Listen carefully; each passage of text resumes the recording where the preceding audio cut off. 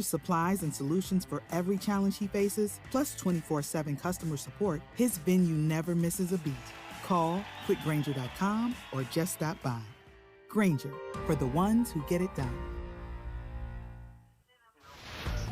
Traffic and weather together, brought to you by Sinclair's DinoPay app. Save up to 20 cents per gallon. Here's Michelle Rowe. Big delays northbound I-15 due to a crash in Murray, about 5200 south. Delays are backing back to about 7500 south. This is, again, blocking the left lane, so we do have a vehicle that's turned almost completely backwards, so you'll allow plenty of time to get through that area. Open new worlds for the blind and disabled by volunteering to record books at the Utah State Library Program for the Blind and Disabled. Visit blindlibrary.utah.gov/volunteer. I'm Michelle Rowe in the KSL Traffic Center. Cool again today with a high of only 72 degrees. A warm-up starts tomorrow with a high of 85. We're back into the 90s for the rest of the week. And right now we're 61 degrees with sunshine. I'm Dan Bomas with the KSL Common Spirit Health Studios. Listen online at kslnewsradio.com for Utah's news, traffic, and weather station. Inside Sources. Inside Sources. America's voice of reason. Boyd Matheson on Utah's home for elevated conversation. Inside Sources on KSL News Radio.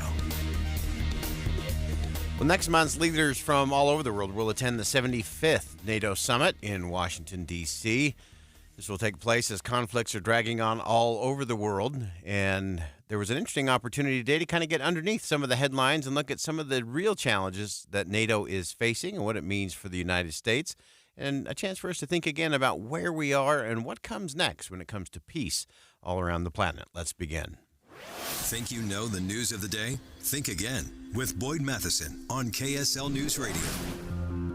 Well, we're keeping our eye on the White House closely today. A number of things are happening. Of course, President Biden spoke earlier with NATO Secretary General Jens Stoltenberg, and we'll break that down here as we get to our Think Again segment. We're also keeping our eye on the White House right now. We're anticipating that the president is going to make his official announcement of new protections for some undocumented spouses. We'll take that as it comes up and keep you posted on that as we go along. But let's focus now on NATO and what is happening there. And, of course, everyone wants peace, particularly in Ukraine. That's going to be the focus of this big NATO summit, 75th NATO summit in Washington, D.C. next month.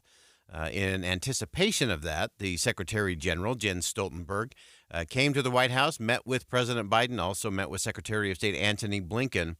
And the real question is, how do you actually get to peace in Ukraine? And what does that mean? How do you convince Vladimir Putin that his strategy of attrition and outlasting Ukraine's supporters, including the United States and all of the West, has a chance of working? And so we want to break that down just a little bit to give you some context and help you connect a few dots as it relates to what's happening there. So as I mentioned, the Secretary General made the announcement today that NATO countries are actually doing more to meet their defense spending obligations than they have in times past and take more of the security burden away from the United States. 23 allies will meet the target of spending at least 2% of GDP on defense. This demonstrates a historic improvement in burden sharing within NATO. It shows that the United States does not need to shoulder the burden alone, and that the US has a strong alliance in which allies are stepping up year after year.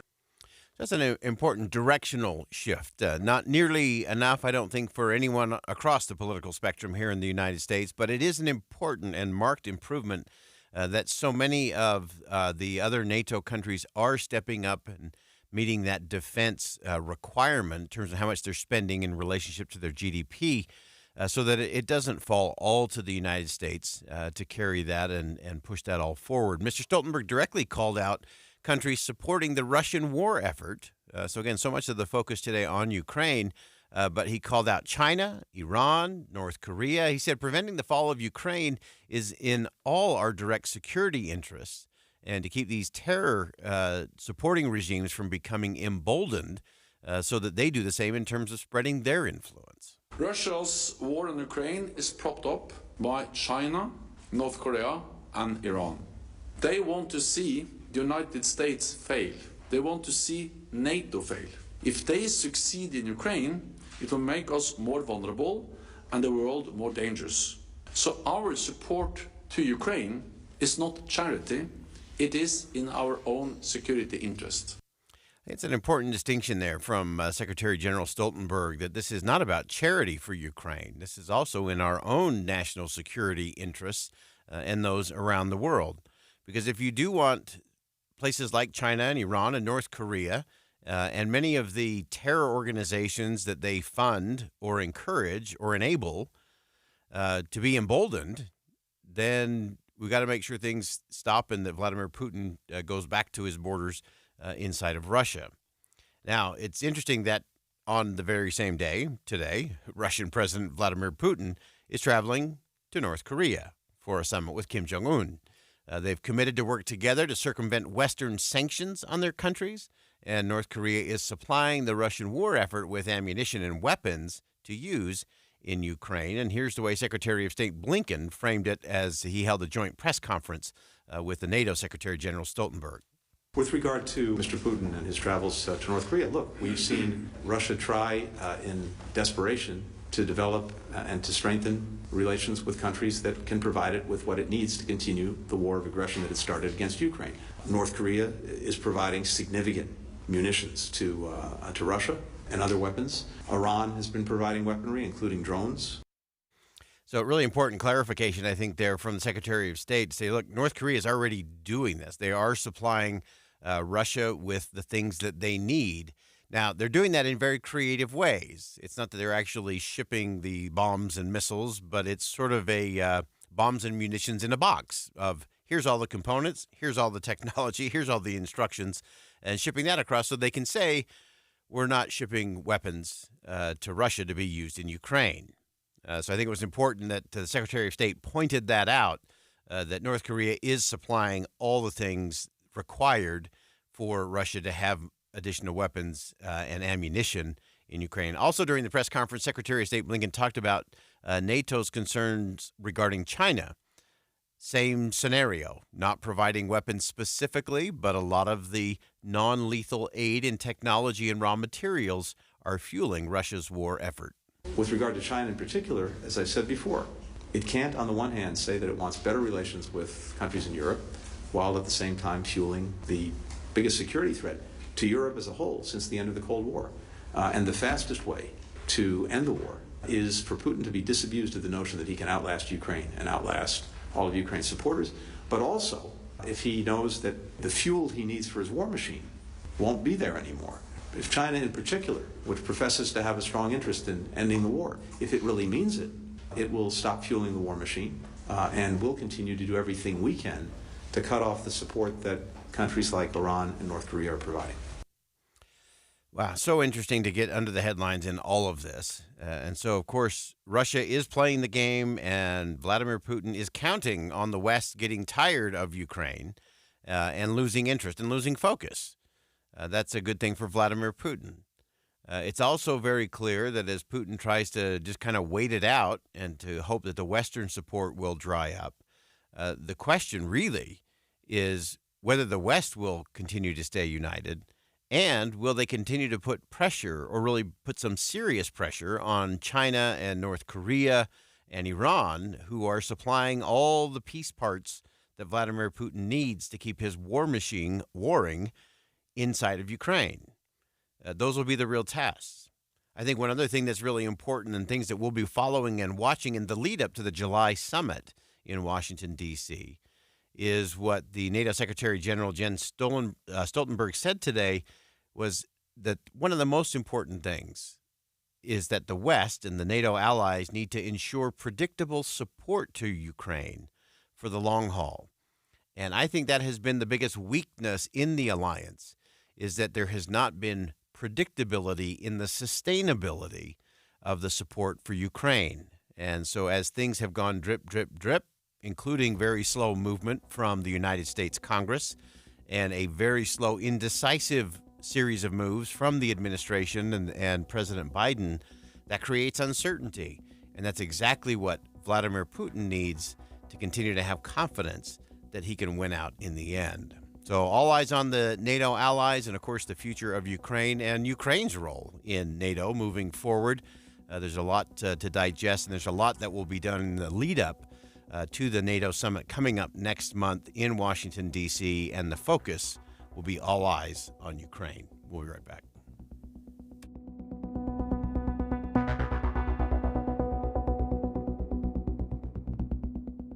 Think again on Inside Sources with Boyd Matheson. With just days to go before primary ballots are counted, cast your vote for KSL News Radio. Choose Tim and Amanda each morning for important local stories from 5 to 9.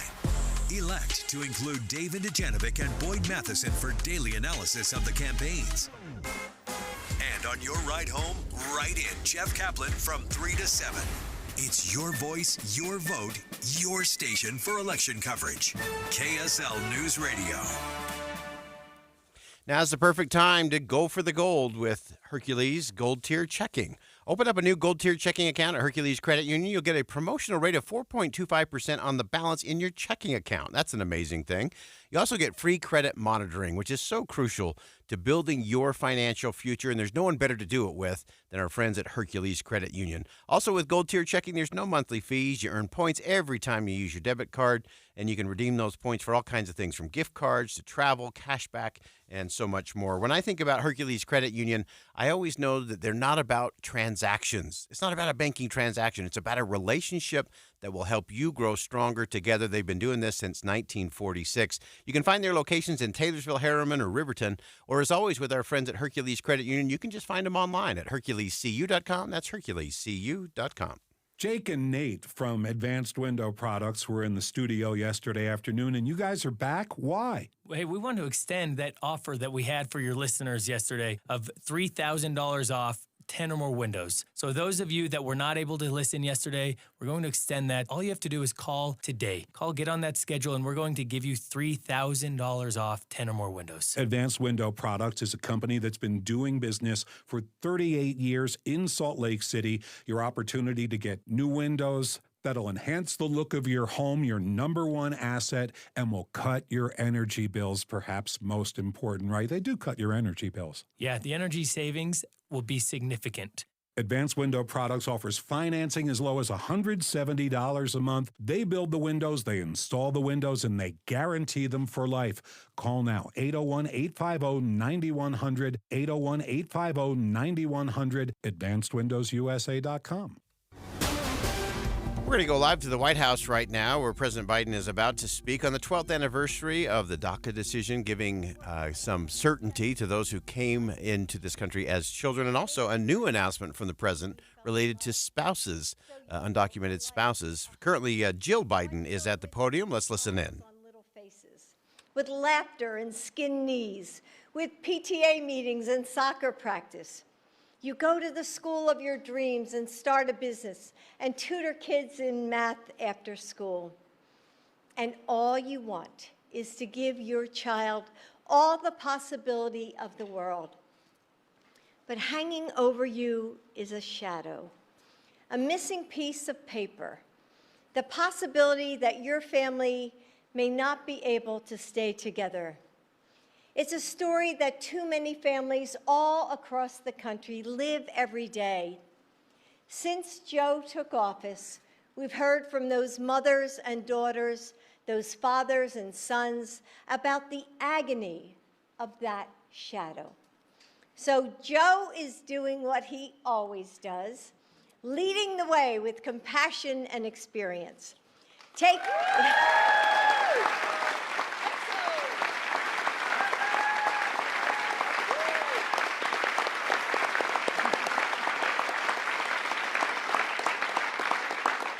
Taking the action of our nation that our nation needs to thrive. Today, Joe is helping our country continue reaching for the dream of America. With our different backgrounds and beliefs, each of us makes our nation and remakes it in big ways and small ones. We are millions of individuals that add up to something so much bigger than any one of us. And that's what Joe is doing today for all of us. for the communities that are stronger because of the immigrants who call them home, for the thousands of families who have added their bright and beautiful threads to our American tapestry, for those mothers and husbands and dreamers who have waited so long, worked so hard, and given so much, for people like Javier, who was able to pursue his dream of being a nurse thanks to DACA.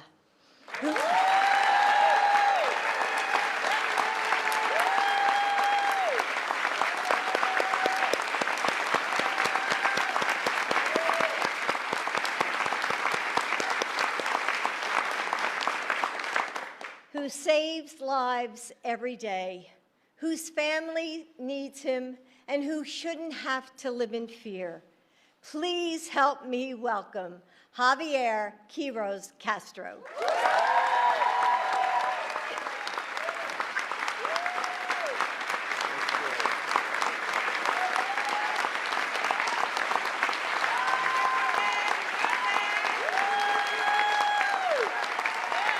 We're listening to an announcement coming from President Biden. Jill Biden is currently speaking. She's been talking about the DACA recipients, those who have been able to stay in the country, again, those who came as children and who face a very uncertain future in terms of their path. They're actually listening to one of those speak at the moment, make some comments. One of those young children who came through no fault of their own, but was able to stay through the DACA program, has been able to go on to medical school, and so they're actually taking some remarks there. We'll go back when President Biden takes to the podium and gives some more specifics. He's actually going to make an announcement as it relates another immigration relief coming out from the president today, talking about those that are undocumented but married to American citizens. We'll get the breakdown of that as we get that from the president in just a few moments. Let's go ahead and step aside for just a quick break. We'll come back with more Inside Sources coming up next. The IRS is the most powerful collection agency on earth. And if you owe back taxes, the news isn't good. The IRS has raised the interest rate it charges on unpaid taxes in recent years. This hits hard if you're behind on your taxes. Most people don't know it, but the IRS adds interest charges to your tax debts daily. If you owe the IRS today, you'll owe even more tomorrow. And it doesn't stop until you get right with the IRS. The good news is getting right can start with one phone call to Optima Tax Relief, America's #1 tax relief firm. Optima's tax professionals specialize in the Fresh Start Initiative, a powerful IRS program that can save you thousands if you qualify. A+ rated by the Better Business Bureau, the experts at Optima have resolved over $1 billion in tax debt for their clients. Call now for a free consultation. Call 800-343-6460. 800-343-6460. 800-343-6460. Optima Tax Relief. Some restrictions apply. For complete details, please visit OptimaTaxRelief.com. Tim Jr. here from RGS Exteriors. Did you know that we offer 3 distinct styles of gutter protection? Each one meant to handle a specific leaf problem. You might not even know there are different styles of gutter protection, but there are. And if you pick the wrong one, it could be a huge waste of money. Now, the big gutter guard companies won't tell you this. They try to sell you a one-size-fits-all gutter guard. And it could be completely wrong for the amount and types of trees and leaves you have. Not RGS Exteriors. We understand which kind of leaf problem needs which kind of gutter guard. We'll do an in-depth evaluation to assess the types, locations, and numbers of trees in your yard. Based on that data, we match your home to the right gutter guard. So don't risk wasting money on the wrong gutter protection. For a free evaluation and estimate, call RGS Exteriors at 801-280-3110 or visit rgsexteriors.com. That's 801-280-3110 or rgsexteriors.com. We have emergency traffic brought to you by Sinclair's Dino Pay app.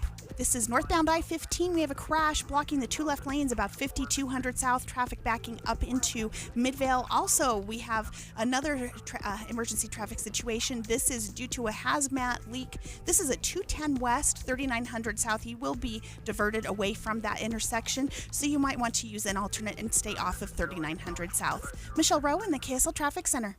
Who is the most interesting candidate for Senate? John Curtis, of course. Serving as mayor, he didn't just improve public services, he transformed Provo into one of the best-run cities in the country, all while cutting the budget, leaving with an unheard of 94% approval rating. In Congress, Curtis was named one of the most effective lawmakers. Curtis voted repeatedly to stop Washington's reckless spending and secure the border. Protecting farmers and ranchers from government overreach, he transferred more federal land to Utah than anyone else in state history. He authored legislation in Congress to hold China accountable. Now John Curtis is running for Senate. Unlike typical politicians, Curtis gets things done. Vote conservative John Curtis for U.S. Senate in the Republican primary on or before June 25th.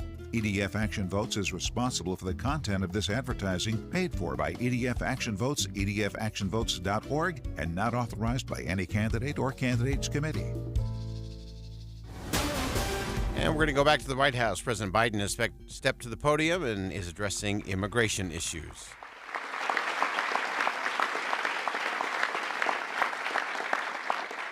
My name's Joe Biden. I'm Jill Biden's husband. Thanks to all the members of Congress and Homeland Security Secretary. I'm not sure I'm going to introduce you all the way. But all kidding aside, Secretary Mayorkas, as well as Secretary Becerra, and advocates and families for law enforcement, faith leaders, everybody's is here. 2 weeks ago, I did what Republicans in Congress refused to do. I took action to secure our border. That included restricting unlawful crossings at our southern border, making decisions on asylum more quickly, and so much more. And so far, it's working. Since we implemented my order, encounters have dropped 25% at the border, and we're seeing the lowest number we've seen in a long time. But folks, it took this step after the bipartisan agreement one of the most conservative Republican senators had helped work through in over a 4 or 5 week period, the strongest bipartisan security agreement that's ever been seen. But we were about to move forward when Republicans walked away from the deal for the most pathetic and petty of reasons. Donald Trump got on the phone literally and started, and the press can confirm this, and calling senators saying, don't go ahead and do this. Don't support this legislation that had bipartisan support. And when you ask why, he said it would hurt him politically and help me instead. So much for Republicans caring about the border. I also know many people in this room also had concerns about the steps I'd taken. I heard and respected from many of you and many people behind me of the concerns you felt as President I had to take these actions. Every nation must secure its borders, just that simple. And if Trump and the Republicans wouldn't do it, working with me, then I would do it on my own, and I did. At the time I took these steps to secure the border, I also said that I would move to fix problems that made our immigration system unfair, unjust, and provisions that simply made it no sense at all.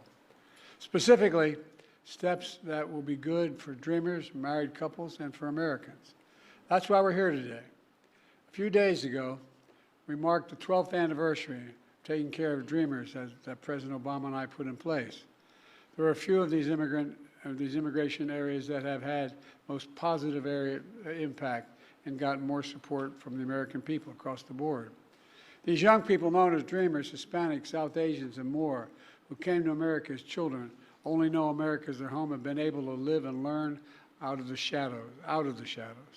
So many of them have graduated from high school and college and are starting families on their own, building successful careers, serving our nation in uniform, and so much more. We're a much better and stronger nation because of dreamers like Javier, who just introduced me. So today I'm announcing new measures to clarify and speed up work visas to help people, including dreamers, who have graduated from U.S. colleges and universities, landed jobs in high-demand, high-skilled professions that we need to have grow to see our economy grow. It's the right thing to do.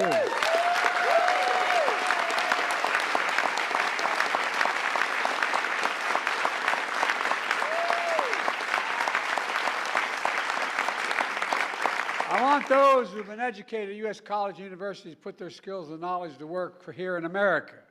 I want to keep building the strongest economy in the world with the best workforce in the world. We've already created 15 million new jobs, a record, We're seeing record economic growth, a record of small business growth.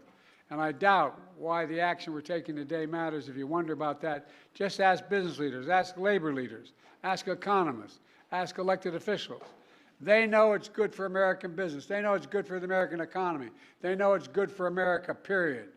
This step builds on other actions we've taken to support dreamers, from defending dreamers in the courts and expanding access to health care for millions of Americans under the Affordable Care Act, including for dreamers.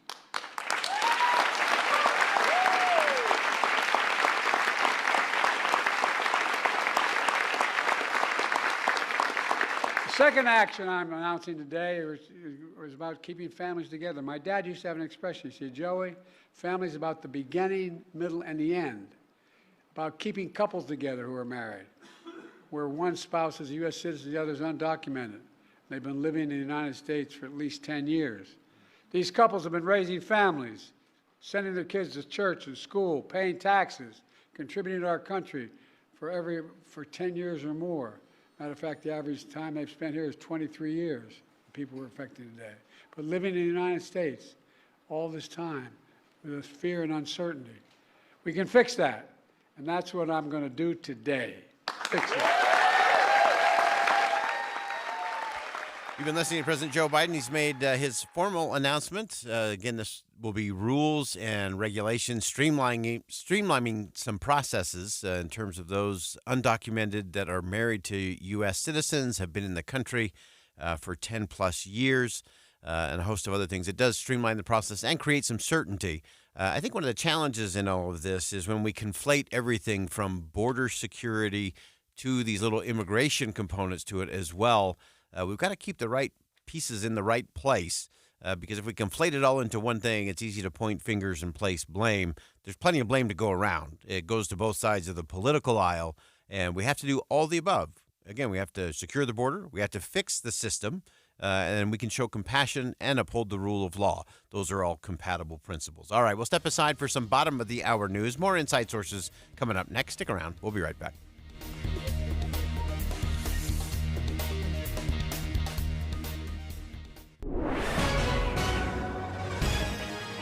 It's 1:31 at KSL News Radio. I'm Dan Bomas. KSL's top story this hour. We have breaking news out of Murray right now. We have a hazardous materials situation in the area of 39th South and 250 West. The streets right there are closed because of that.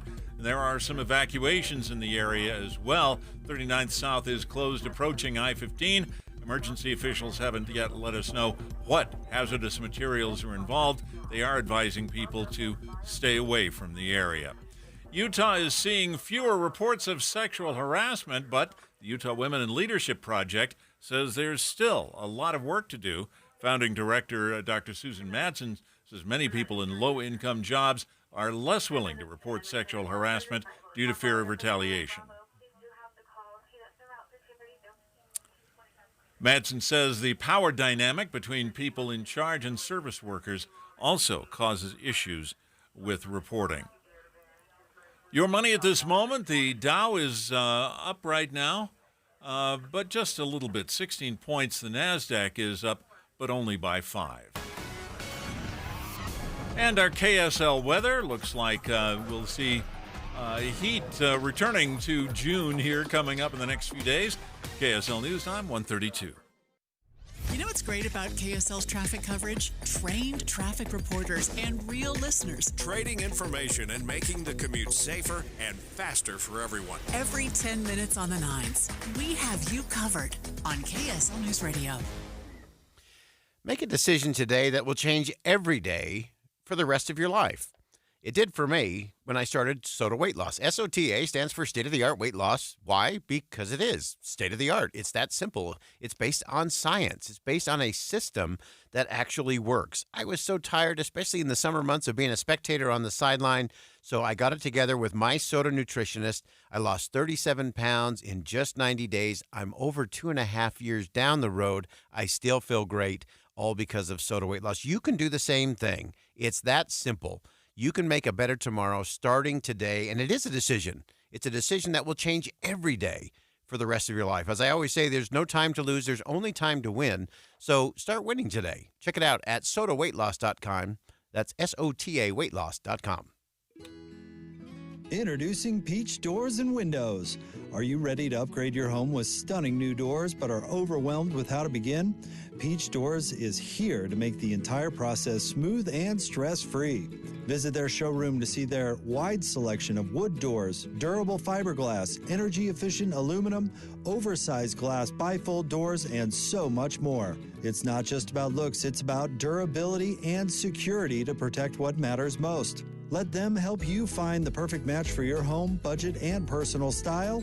Visit their showroom and see for yourself. No pushy sales tactics, only guidance from their experienced staff.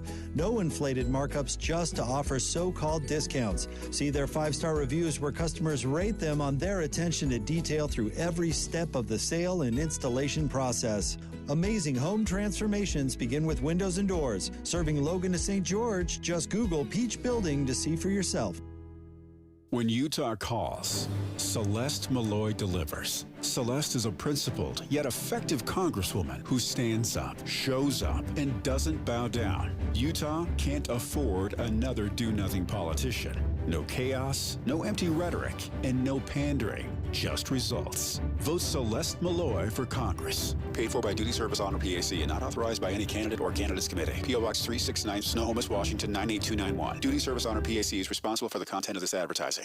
Discover the best of senior living at Trio Orem and Trio South Ogden. Today's older adults aren't wrapping up their life's journey, they're seeking a new one. And Trio Independent Living is here to help them do just that. With a smart, modern, and connected lifestyle, residents cultivate relationships and maximize independence through signature programs like Prime Fit Wellness that bring living well and well-being to life. Welcome to the new age of senior living. Schedule your visit at leisurecare.com/Utah today.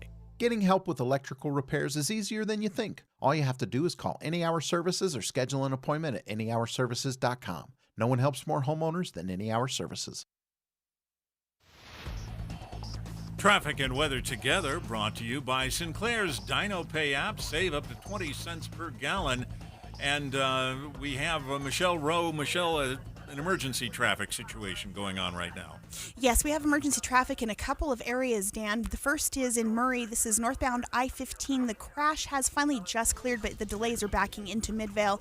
The other emergency traffic situation is due to a hazmat situation in South Salt Lake, 3900 south, about 210 west. Again, this is just east of I-15, so you should avoid that area if you can.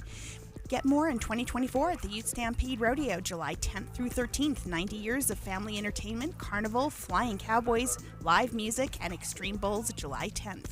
Package pricing, visit utestampederodeo.com. I'm Michelle Rowe in the KSL Traffic Center. Cool again today with a high of only 72 degrees. A warm-up starts tomorrow with a high of 85. We're back into the 90s for the rest of the week. And right now, 63 degrees and sunny. I'm Dan Bomas from the KSL Common Spirit Health Studios. Listen online at kslnewsradio.com. We're Utah's news, traffic, and weather station. Inside Sources. Inside Sources. America's voice of reason. Boyd Matheson on Utah's home for elevated conversation. Inside Sources on KSL News Radio. We often go back on this show to something that Einstein was purported to have said when asked about his genius and brilliance. He said he wasn't smarter than anyone else. He was just willing to stay with the question a little bit longer.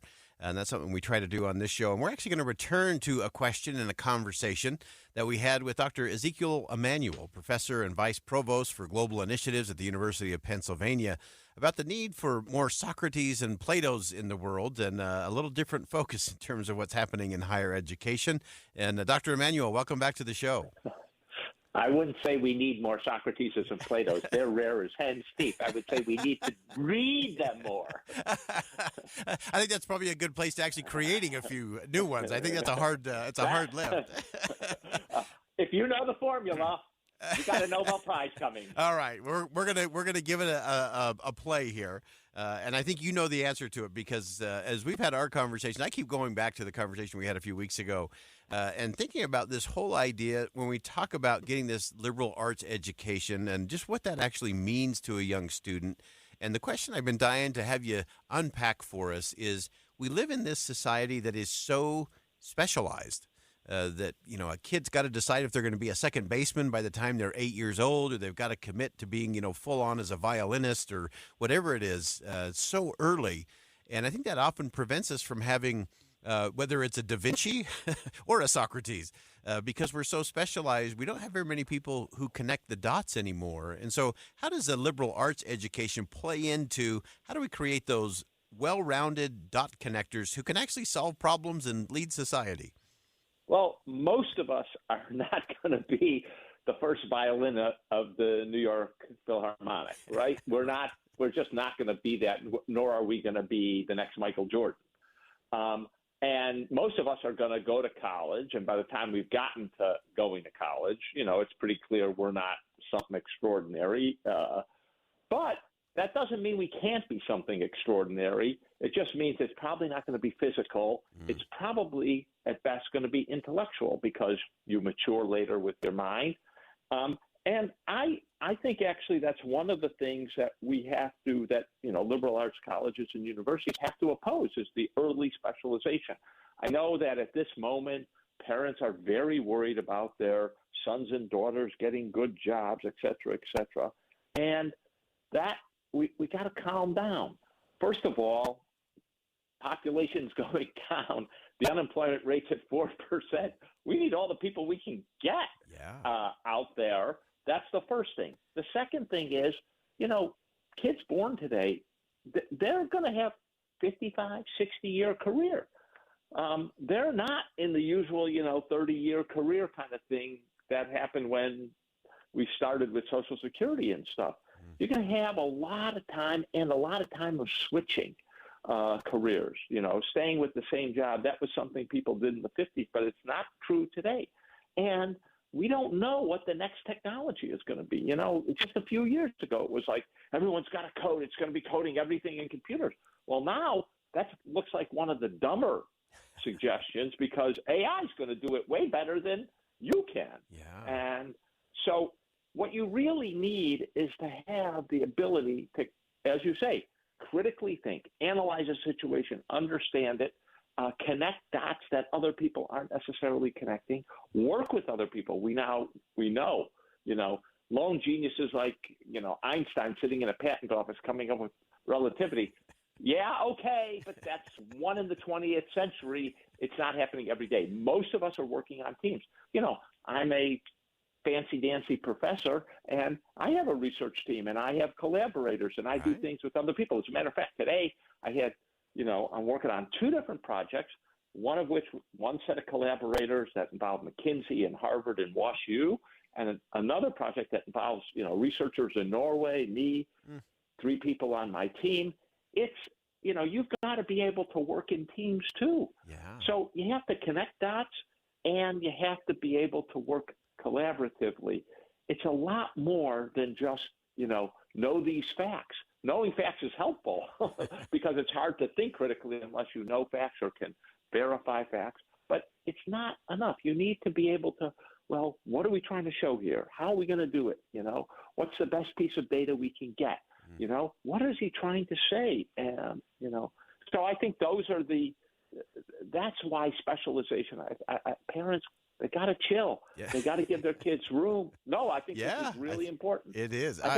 It's so true. I've always said the most important things you're going to learn in college is how to learn, the discipline of learning, but then it's to love learning because with the rate of change, your degree is going to be pretty much obsolete in the first couple of years. You're probably training for a job that doesn't even exist yet. And so those skills that you just described are going to be a crucial part. Now, connect the dots for us on that, because that's what you do, and that's what we try to do. Connect the dots now between having those kinds of thinkers coming out of higher education, and then how we should also be looking at how does that connect back to what we're doing in terms of society, in terms of how we govern, how we create better communities and a better country. Well, you couldn't have hit on on a more important topic than the issue of citizenship and understanding citizenship and understanding your responsibilities as a citizen and understanding the history of the country, the culture of America. And I think, if my students are any indication, and, I teach really smart students at the University of Pennsylvania, they don't know a lot of American history. They just don't. They don't necessarily know a lot about, the Constitution and controversies. I think, in this moment, we've got all this controversy on campus about free speech. Well, one of the things we could do to really educate students, and I think this would be a marvelous, way of getting students to critically think, is read the cases on the First Amendment and free speech and where the justices draw the line and the reasons they give, where you might have drawn the line. Do you think the Nazis should have marched in Skokie with all those Holocaust survivors? Yes or no? Why? Well, what if they didn't just want to march in Skokie for one day? They wanted to encamp in downtown Skokie. Would that be the same kind of thing? I think having those kind of discussions, reading other people's, really smart people's evaluation of freedom of speech, and then having discussions with your peers who might not agree with you, but having a reasonable and moderated discussion by a faculty member who can make sure that people are being respectful. I think that's like the heart of education. Yeah. And I think you can think of lots of subjects that would lend themselves to that kind of cultivation of critical thinking and respectful disagreement over very important topics. Yeah, because that is where we get to that think again moment and think again about what we think we know on a wide range of things, that freedom of thought, critical reasoning. I always say I still feel one of the great threats to our constitutional republic is lack of curiosity, that we're not even engaging in the conversation. Yes, and well, first of all, one of the great reasons to have this discussion about freedom of expression is it is in the news, but also it's heart and soul of citizenship in America. Yeah. I mean, it's one of the distinguishing characteristics of the United States' as you say, constitutional republic.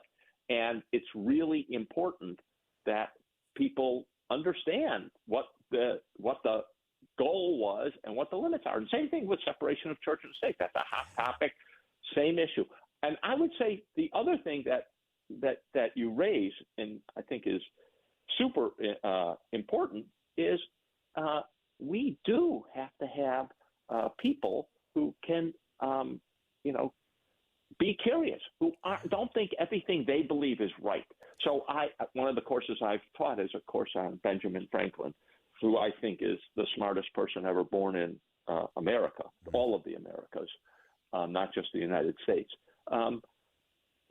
He was a guy who was endlessly curious. And as a consequence, he was a guy who, his ability to invent things, like bifocals. Most people, I know Ben Franklin, he invented the bifocals. Do you know how old he was when he invented the bifocals? He was almost 80 years old. That's how crisp and flexible his mind was, right? And it wasn't the only invention at that age. He invented a couple of other things at that age. That's, and the heart and soul of one of the hearts and soul of Ben Franklin is curiosity. The other is, and I think this also goes back to our discussion of liberal education, is he really viewed life as one of growth, that he didn't have it right. He knew he had faults. He knew he didn't get it always right. He knew he also had prejudices and that he made mistakes. He knew all of that. But he also knew that you're not going to get it right all the time. You're going to make mistakes. You're going to have errors. And the goal isn't to be perfect. You're not going to be perfect. The goal is to recognize and to try to grow and to try to reduce your mistakes. That's my conversation with Dr. Ezekiel Emanuel. And great as always. I love that framing of having leaders whose minds are crisp and flexible. We're not getting a whole lot of that out of Washington, D.C. these days. And we should also look in the mirror. How crisp, how flexible is your thinking? We'll be right back.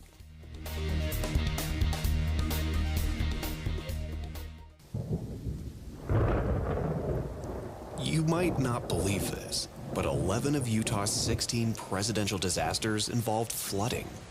That's because heavy rain brings dangerous flash flooding to many areas not designed to handle a large amount of water in a short period of time. Fact is, 6 inches of fast-moving water can knock a person down, and 2 feet of fast-moving water can float a vehicle away. That's why Utah Flood Hazards asks you to prepare now to get flood insurance before it's too late to protect the life you've built. When you're aware of a flood watch, stay tuned to media for information and know before you go. If a flash flood should occur, move to high ground immediately. Remember, 11 of Utah's 16 presidential disasters involved flooding, so the cost of flood insurance is a drop in the bucket compared to the cost of flood damage. Check your coverage today and protect the life you've built with the right flood insurance. Visit floodsmart.gov and get details. Floodsmart.gov. Don't be worried, be ready. KSL News Radio has partnered with Be Ready Utah to provide the plans your family needs for an emergency, the tools and supplies to keep on hand, and the knowledge on how to keep a cool head. It's Be Ready Utah. Listen to our show, Dave and Duchanovic, for Be Ready tips and tools. Or you can always find the latest preparation info at BeReadyUtah.gov. Be Ready Utah with KSL News Radio. Small business owners, we know finishing your to-do list can feel like climbing a mountain, but that mountain is also covered in banana peels. Then when something new gets added to your list, you're like, nope, I'm already climbing this huge, super slippery banana peel mountain of a to-do list. At Progressive, we don't want to make your day any harder. That's why we make it easy to manage your policy on our mobile app, so climbing that banana peel mountain feels more like a leisurely stroll. See if you can save on commercial auto insurance in as little as 7 minutes at progressivecommercial.com. Progressive Casualty Insurance Company and affiliates. Coverage subject to policy terms and conditions. For the ones who know safety isn't a catchphrase, it's a culture. And the ones who help make sure everyone makes it home safe. For the safety-minded who watch everyone's backs, Grainger offers supplies and solutions for every industry, as well as safety assessments and training to keep your facilities safe and your people safer. Call, click Grainger.com, or just stop by. Grainger, for the ones who get it done. He sponsored the largest tax cut in Utah's history and complains it wasn't big enough. He always rounds numbers down. He bought a turtle for a family pet because it eats less. He's Republican John Dougal, the most frugal man in the world. I'm John Dougal, candidate for Congress.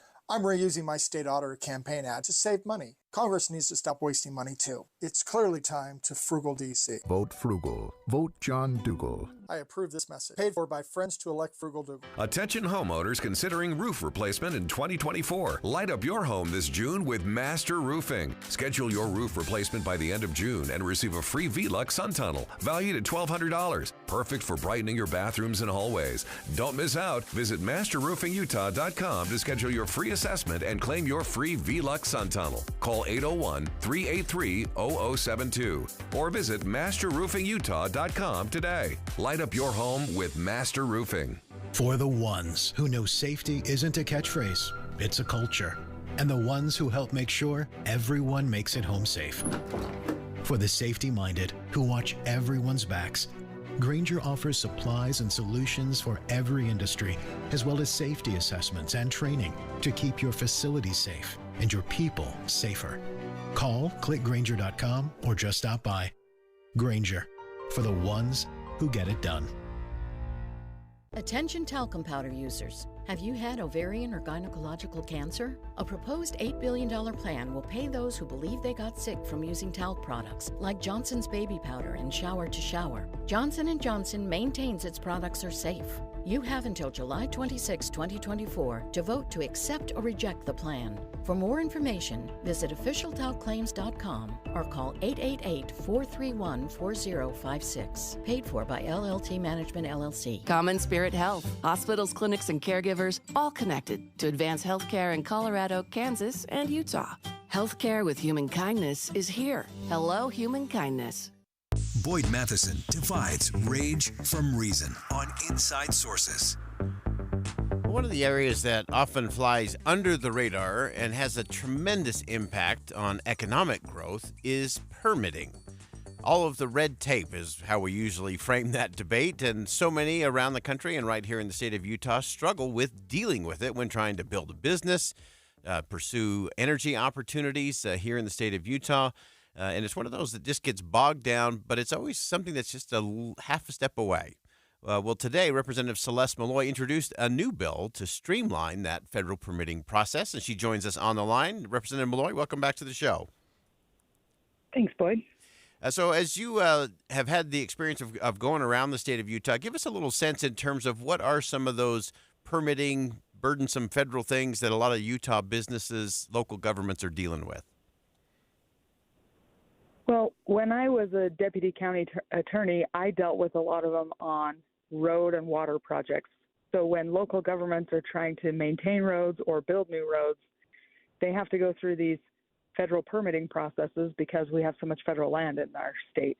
And what happens a lot of times is they send in the application and then it's kind of a black box from there. A lot of times things sit in an office and you don't have any way of knowing what's happening, and there aren't deadlines, and so much of it is left up to the discretion of whoever works in that office. And even if you work really well with your local people, which is the case a lot of times, they'll say, well, we sent it to D.C. and it hasn't come back yet. It's sitting on somebody's desk in Washington, D.C. And the same thing happens when local governments are trying to build water pipelines or develop a water source. So it's just really inefficient. Yeah, and as you look at that, the frustration factor of that, I think the black box component to it, that there's just no certainty, and sometimes there's no rhyme or reason in terms of why a certain rule gets applied here, doesn't get applied there. Some end up in the courts, but it all adds uncertainty to process, which makes it harder to prospect out a particular project in terms of cost and return on investment if it's a private business. So describe for us what the bill you dropped today, introduced today, does and how it will impact that. So what this bill does is direct agencies to go look at the permits they issue and determine which ones would make sense to do permit by rule. And permit by rule is a concept that is how a lot of state and local permits work. They've got a checklist of things you have to do to get a permit. And if you do those things, you get the permit. Instead of it being this process where a lot of it's left up to the discretion of the person who's processing it. It's something a lot of states do. Even the EPA does it for certain types of permits.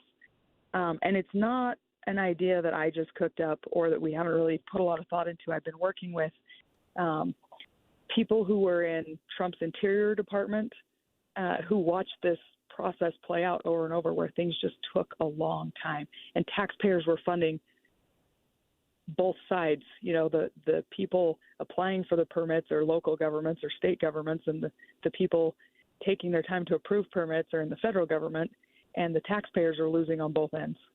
I think that's an important piece of that. It's often we don't realize that as these battles go on and as the red tape keeps going, taxpayers really are on the hook on both sides of the equation to actually moving that thing forward. So as you look at this particular bill, I know you've got a large group of folks that are on board with you in terms of the introduction of that. What does the path forward look like? So it'll get referred to a committee, and because permitting impacts so many different areas of what the government does, it'll probably get referred to more than one committee. So then we'll go through the committee process, probably in 2 or 3 committees, and hopefully we'll get it on the floor for a vote. Probably what we're really probably doing is teeing this up for the next administration. If Trump gets reelected, which I think he's going to do, then we're working with the Trump administration on this, and we'll get a lot better response there than we will out of the current administration. I don't know that the current administration is going to offer up a lot of options for permit by rule. But if we have a Republican back in the White House, and then I think we can get a lot of these permits streamlined. And the criticism you get a lot of times when you talk about permitting is that if you streamline permitting, it'll harm environmental regulations.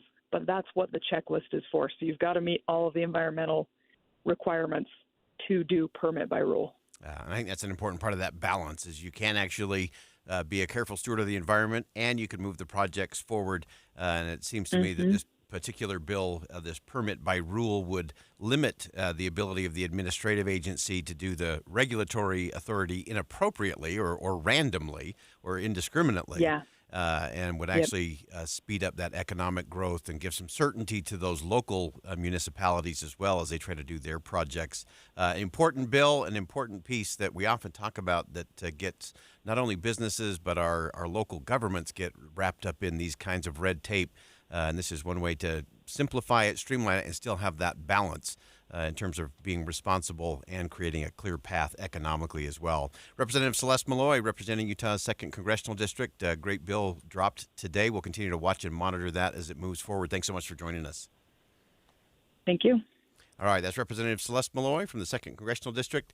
And this is one of those things we've come back to often on this program. And as the representative described it, whether it's a local person, normally we have good relationships with our municipalities and businesses. They can deal with that local agency, but then it gets sent back to Washington and it goes into some sort of black box and you don't know if you've met the requirements or not, or why it's being slowed down or who's influencing that. And so we got to streamline it, and that's how we get to better government and better economic impact as well.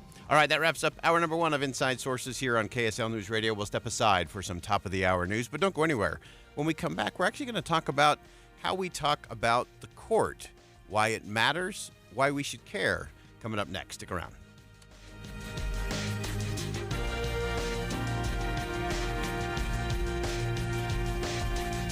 KSL FM Midvale. KSL Salt Lake City. From the KSL Common Spirit Health Studios, this is KSL News Radio.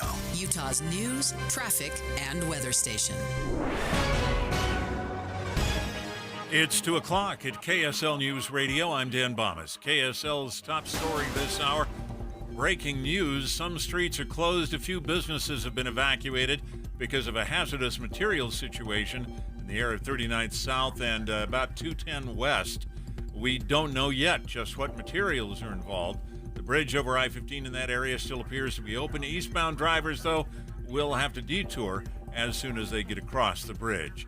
Our top national story this hour from ABC News. President Biden is announcing new steps to streamline immigration policies for the undocumented immigrants who are married to U.S. citizens, as well as for DACA recipients. For those wives or husbands and their children who have lived in America for a decade or more but are undocumented, this action will allow them to file the paperwork for legal status in the United States, allow them to work while they remain with their families in the United States. Before, they had to return to their country of origin to file that paperwork. The Department of Homeland Security estimates that up to 500,000 spouses could be eligible for that program, and approximately 50,000 children of those spouses would be protected. Your money at this moment, the Dow Jones average up 56 points on the day, the NASDAQ up just 5. And our KSL weather looks like a warming trend is about to happen. That's next. KSL News Time, 2:01. We hope you have the right app on your phone for news. You probably have dozens. But the KSL News Radio app, well, it makes our live stream super easy. Plus, our talk shows are right there as podcast for your workday. That's the app for KSL News Radio. How long have you been putting up with that pain? And has it gotten so bad now that you're worried about being able to do the things you love to do, especially this time of year, whether that's just a brisk walk or getting out for a hike or playing golf, but you put it off because you don't want to take drugs and you're worried about the downtime that comes on the other side of surgery? Let me introduce you to QC Kinetics. They are the nation's leader in regenerative medicine, and I'm talking about lasting joint pain relief without surgery, no drugs, and no downtime. And they can get you back out and walking, running, hiking, playing golf, and moving again pain-free. QC Kinetics is under the leadership of a former orthopedic surgeon by the name of Dr. Mitchell Shinecup, a true pioneer in regenerative medicine. Find out what they can do for you. Stop putting it off. Take action now. They've got locations in Mill Creek, Provo, and Bountiful, so call QC Kinetics for a free consultation. 385-766-1987, 385-766-1987. QC Kinetics, 385-766-1987. Summer is finally here, and it's time to take advantage advantage of Zero Res's best deal of the summer. Clean before your barbecues, graduation parties, family reunions, and gatherings that you're hosting to make your guests feel right at home. Call the cleaning pros at Zero Res and get 3 rooms of carpet cleaning starting at just $99. Plus the 4th room free, and take 20% off your air ducts cleaning. You owe it to yourself, your health, and your home. Schedule your appointment at ZeroRes.com or call 801-288-9376 and ask for the KSL special. Spell it backward or forward. It's the right way to clean. Zero Res. Everyone knows that summer is made for fun. What are you doing for fun this year? Lagoon is Utah's home for summer fun and is now open daily.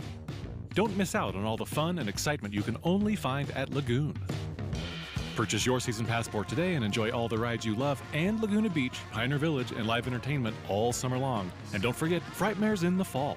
See lagoonpark.com for information and to purchase your season passport today. Lagoon, now open daily. At Fisher Investments, we may seem like other money managers, but we're different. What makes you so different than the rest of us? We ensure clients receive unparalleled service at every step of the relationship. Tell me more.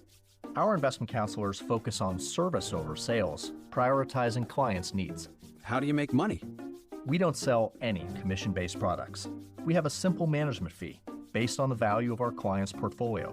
So we do better when our clients do better. What about client portfolios? We get to know each client, their finances, family, health, lifestyle, and more, and then we tailor a portfolio based on their specific goals and needs. Your clients really come first then, huh? Yes, we make them a top priority. Our goal is helping them achieve a comfortable retirement. Wow, maybe we are different. At Fisher Investments, we're clearly different. Learn more at FisherInvestments.com. Investing in securities involves the risk of loss. Traffic and weather together, brought to you by Sinclair's Dino Pay app. Save up to 20 cents per gallon. Here's Michelle Rowe. Crews working on a crash southbound I-15 in Lehigh, off to the left shoulder. They're working on trying to get those cars up onto Rutgers. And also South Salt Lake, we do have traffic being diverted. If you are trying to go eastbound on 3900 South at 210 West, you will be turned to go northbound. Start your summer drive with a new auto loan at Cypress Credit Union and enjoy competitive rates and flexible terms. Visit cypresscu.com or ask for Cypress at the dealership. I'm Michelle Rowe in the KSL Traffic Center. It'll be cool again today with a high of only 72 degrees, but then a warm-up starts tomorrow, high 85, and then back into the 90s for the rest of the week. Right now, 64 degrees and sunny. I'm Dan Bomas from the KSL Common Spirit Health Studios. Listen online at kslnewsradio.com for Utah's news, traffic, and weather station. Inside Sources. Inside Sources. America's voice of reason. Boyd Matheson On Utah's home for elevated conversation. Inside Sources on KSL News Radio. Another slate of decisions coming from the Supreme Court this year is prompting yet another round of outcries about the legitimacy of the court. Now, this is just another symptom of our very toxic politics in this country, and perhaps it's one of the most dangerous, as it has the potential to outlast the current moment and really undermine the authority and the trust that we have in the institution and the courts in particular, because the courts do play a vital role in holding our constitutional republic together. So I think it's time to get beyond the headlines and to think again about those who insist they care about our democracy and how maybe they ought to take a little more care in terms of how they characterize our nation's courts. Let's begin. Think you know the news of the day? Think again with Boyd Matheson on KSL News Radio. Well, as we watch the court, of course, all the big rulings tend to happen in the month of June. And as the rulings come out, of course, there are those who like the rulings and those who do not. And that's okay. That's part of the process here in our constitutional republic. The problem and the thing that worries me the most is how so many of those we hold up as leaders in this nation continue to decry the court based on whether or not they like the outcome. That's not the way it's supposed to work. You don't attack the integrity of the court just because the outcome didn't go in your favor. And so I want to go through some on both the left and the right. We're not going to conflate any of these issues. These are all separate issues in terms of responses and decisions made by the court. But I do want to point out that we do have some leaders in this country that are undermining our ability to trust the court and a branch of government that is absolutely vital to our constitutional republic.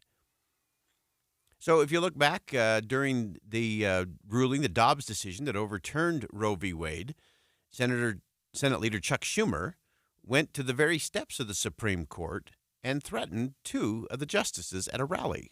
I want to tell you, Gorsuch, I want to tell you, Kavanaugh, you have released the whirlwind, and you will pay the price. You won't know what hit you if you go forward with these awful decisions. So that was then. Now, a recent legislative effort from Democrats to enact an ethics standard to the Supreme Court stalled, but that didn't stop Senator Schumer from delivering a very terse condemnation of the leadership of Chief Justice John Roberts. Chief Justice Roberts is supposed to be the guardian of the court's reputation. In my judgment, and the judgment of so many Americans, he's derelict in that responsibility, whether it comes to court packing in terms of the individual districts and forum shopping, whether it comes to ethics of the members of the Supreme Court. Yesterday, Senate Majority Leader Schumer delivered another set of scathing remarks on the floor of the Senate in the aftermath of a court ruling regarding bump stocks. Now, the court deemed a complete ban on bump stocks unconstitutional, leaving it to Congress to pass real gun safety bipartisan legislation. That's an important thing to keep in mind. What the court was really saying was, Congress, do your job. And so Senator Schumer is fine to say, okay, let's take a vote on this kind of bump stock ban and start that process. Instead, Senator Schumer chose to use pejoratives to describe the court and held the court responsible. Last Friday, Madam President, the MAGA Supreme Court struck once again, saying the federal government cannot prohibit the use of bump stocks. Friday's ruling is yet another warning that this MAGA court is going off the deep end, aligning itself more and more with the most extreme elements of the hard right. They have struck down freedom of choice, environmental protections, affirmative action, fair redistricting, gun safety, and more. The MAGA Supreme Court is now even further to the right of Donald Trump. So this week, the Senate will step in to try and fix the chaos the MAGA court just unleashed. Now, fine, the leader can rightly say, we're going to take some votes on some of these issues because that's our job as senators in the United States Senate. It is a completely different thing to use the pejorative and to call it the MAGA Supreme Court as a way to undermine the credibility of the institution. That's just wrong. I don't care where you fall on the political spectrum. I would say exactly the same thing if it were someone talking about a more liberal version of the court. And there will be a day when that will be the case. And nobody should be using the pejoratives or trying to lace it into the political vernacular of the day to make it fit what they want to do politically. Argue the merits, talk about the issues, and then if you have a problem, whether you're in the Senate or the House, do your job.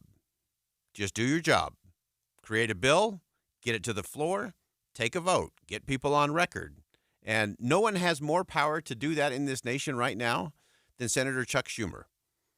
So do the job. If you're complaining about the rules and the referee, you're losing and you're doing the wrong game.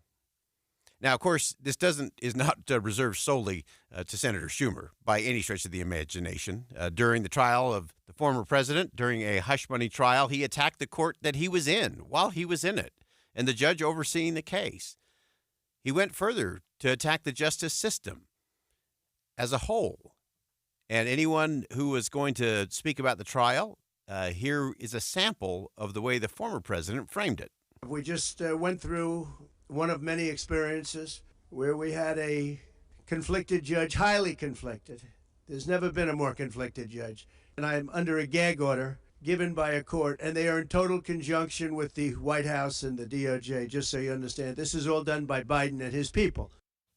So to say this is all done by President Biden and his people and his Justice Department, it's exactly the same thing that Senator Schumer's doing by labeling the Supreme Court the MAGA Supreme Court. It's all wrong. It's all wrong, and it undermines the credibility of the institution. It undermines the public trust. And I'm telling you, when we lose trust, not just in the leaders, when we lose trust in the institutions and we start to lose trust in each other, that's a bad day for our constitutional republic.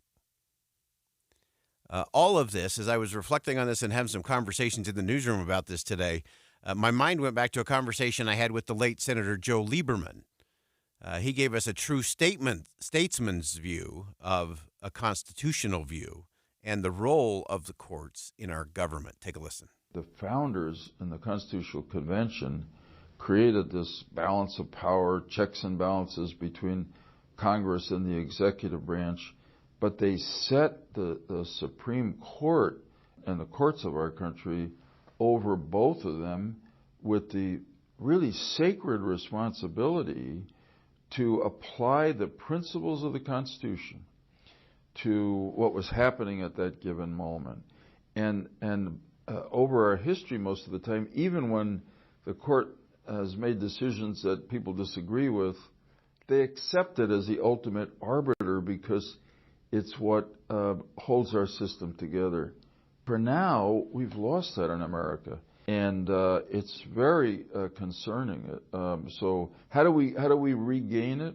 Well, it takes leadership at every level. I mean, it takes members of Congress and in the White House who are willing to work together across party lines again.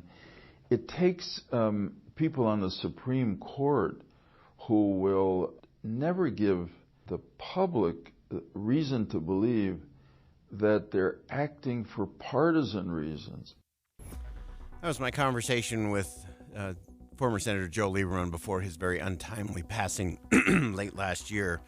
And he went on to say about specific cases that he really disagreed with the Supreme Court's decision and said, and it's the law of the land. And if I want to change that, I either need to change public opinion or I need to help Congress create a bill that will change the law.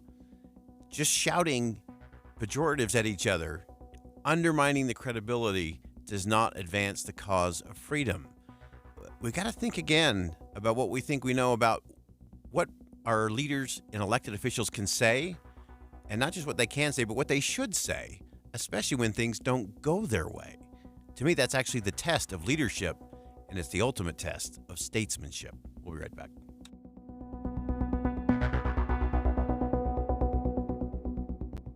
Think again on Inside Sources with Boyd Matheson. Utah's waters are running high and cold. Both Jordan Elm and Utah Lake are at capacity. Anything and everything that comes in there has to go downstream. Join Jeff Kaplan's Afternoon News this Thursday for a special broadcast from the Provo River. Swift Water Danger. Thursday from 3 to 7 on KSL News Radio. Hercules Credit Union has been all about growing stronger together since 1946. And they're the place where you go to not just be a number, not just be one more transaction at a financial institution. It's about relationships. It's one of the things that I love. They're always about education. How can they help you grow stronger? And right now they have a great opportunity for you to do that by going for the gold tier checking. You open up a new gold tier checking account, you'll get a promotional rate of 4.25% interest on the balance in your checking account. That's an amazing thing. You'll also earn points that you can use for cash back and travel, gift cards, and much more. More importantly, you'll get free credit monitoring, part of that relationship you're going to have to build a stronger financial future together. No monthly fees with your gold tier checking as well. You can find Hercules, their credit union locations in Taylorsville, Harriman, or Riverton. And as always, with our friends at Hercules Credit Union, you can just find them online at HerculesCU.com. That's HerculesCU.com. Jake and Nate from Advanced Window Products were in the studio yesterday afternoon, and you guys are back. Why? Hey, we want to extend that offer that we had for your listeners yesterday of $3,000 off 10 or more windows. So those of you that were not able to listen yesterday, we're going to extend that. All you have to do is call today. Get on that schedule, and we're going to give you $3,000 off 10 or more windows. Advanced Window Products is a company that's been doing business for 38 years in Salt Lake City. Your opportunity to get new windows that'll enhance the look of your home, your number one asset, and will cut your energy bills, perhaps most important, right? They do cut your energy bills. Yeah, the energy savings will be significant. Advanced Window Products offers financing as low as $170 a month. They build the windows, they install the windows, and they guarantee them for life.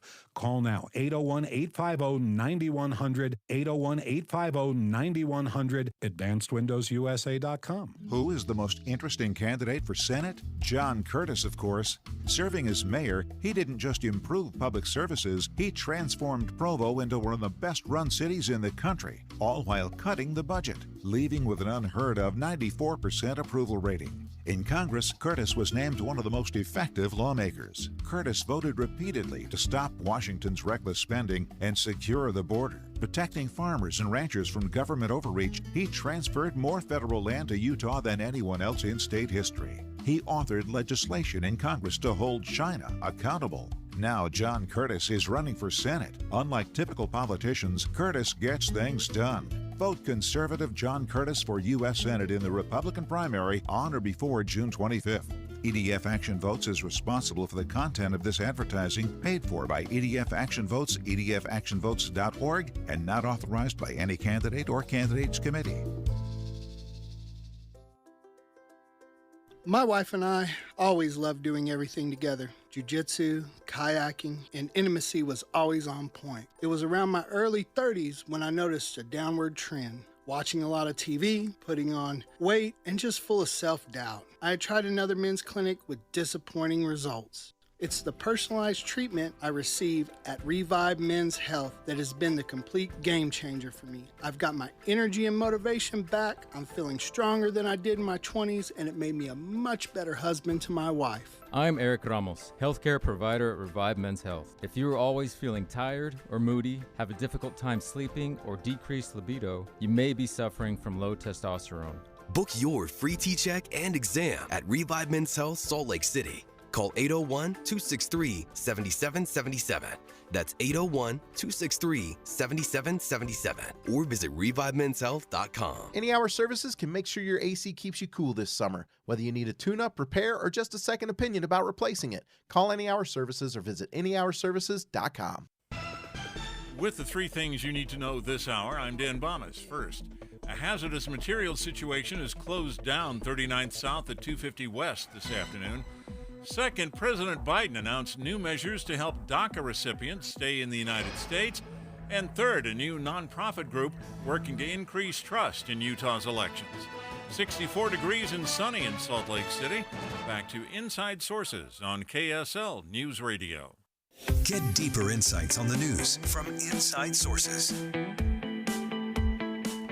Well, historically, before enacting the federal income tax, the United States actually relied on tariffs as a way to generate government revenue. It kind of went by the wayside in various forms over many decades and administrations. It's a policy that former President Donald Trump seems to want to bring back. He recently proposed replacing the federal income tax with a universal tariff on imported goods. That's a proposal that's getting some criticism about its practicality, what it actually would mean. So we always turn to Brian Riedel, senior fellow at the Manhattan Institute, who focuses on budget, tax, and economic policy, to help us unpack it all, see if any of the dollars and cents add up to any kind of real sense for the economy. Brian, welcome back to the show. Glad to be here. Thank you. All right, let's dive into this. The former president is talking a lot about tariffs. Tariffs have kind of had a resurgence here. They seem to be popular once again, but break it down in terms of what is the proposal and what would it actually mean in the end? Well, again, a tariff, because there's a lot of confusion, think of a tariff as functionally a sales tax on something you buy from another country. So if we get gasoline from Saudi Arabia, think of it as a big sales tax on that. Or if you're buying a car from Japan, think of it like sales tax. Shirts, apparel from China, think of it as a giant sales tax on that. It doesn't function exactly like that, but that's kind of what it is. So the president, who already did a lot of tariffs President Trump already did a lot of tariffs when he was in office, has proposed a universal 10% tariff on all imports. So think of it like an extra 10% sales tax on anything you buy that was produced in another country. And then last week he floated replacing the income tax with a tariff, which would require replacing about $2.5 trillion with tariffs you would need a tariff of anywhere from 75% to 150% in order to collect enough revenue to replace the income tax. I'm just going to sum that all up with what could possibly go wrong. That's my beginning point there. But let's talk about the practical. So let's say we don't go full swap out of the entire system. Even if it's just that 10% added tariff, obviously that's going to hit a lot of folks, even a lot of folks who may not be paying any income tax at the moment because they're not, making enough, or they're underneath that particular line when it comes to their income. And so clearly that's got to be something that's going to hurt the poor and the underserved the most. Exactly. Like any sales tax, a tariff disproportionately hits low-income families because they spend a higher share of their income. Rich people save their income. They don't have to spend it all. Poor people are spending it all. And poorer people also are more likely to spend their money on more inexpensive goods that are produced in other countries. And so they're the ones who will be paying this big tariff or sales tax. And the cost would be huge. A 10% tariff would amount to being a tax increase, essentially, of $3 trillion over the decade that would almost wildly disproportionately fall on low-income families. Again, I'm going to stay with the theme. What could possibly go wrong? Oh, but there's more. There's more. Yeah, keep going. Keep going. What happens when the U.S. slaps tariffs on other countries' goods? What happens is they retaliate by putting tariffs on our exports. So what ends up happening is anybody who works in an industry that exports to other countries, such as if you work in agriculture or anything else that exports, they're going to put tariffs on our stuff, which means other countries are going to stop buying our stuff.